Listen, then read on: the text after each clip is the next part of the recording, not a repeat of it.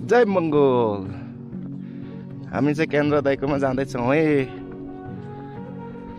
आज छिङटापु जाउँ भनेको घुम्नलाई। यो ठाउँ चाहिँ कस्तो दामी छ।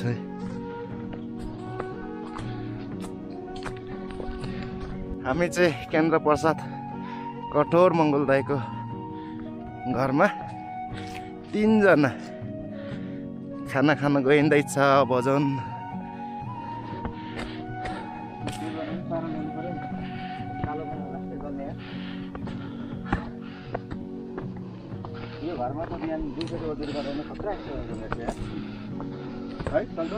हो म चाहिँ गलिसकेँ।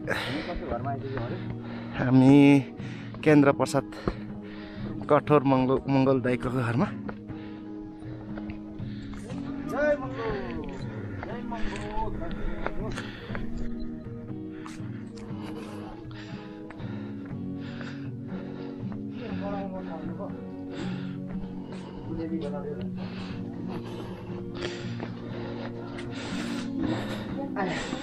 मङ्गोल दाइहरूको घर।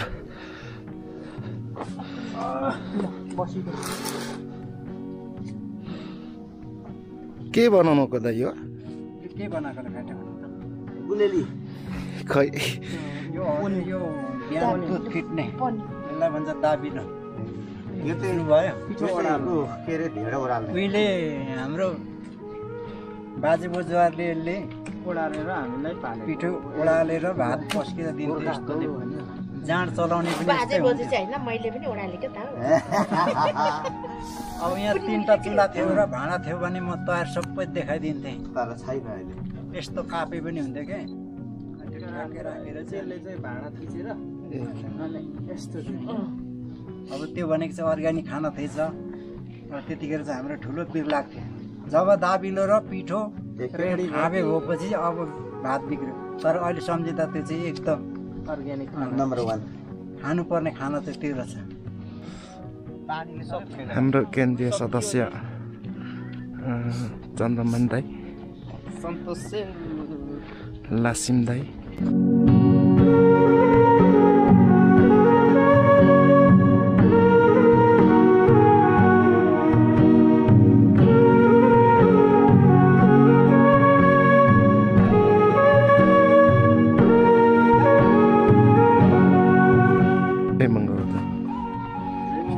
जय मङ्गोल।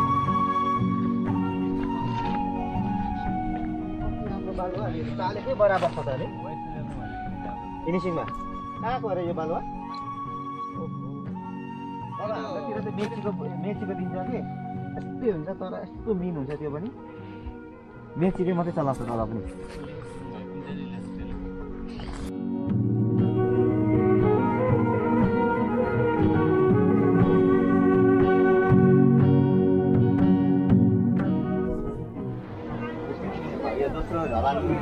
कति दिन 8 दिनमा हुन्छ हाम्रो रेडी।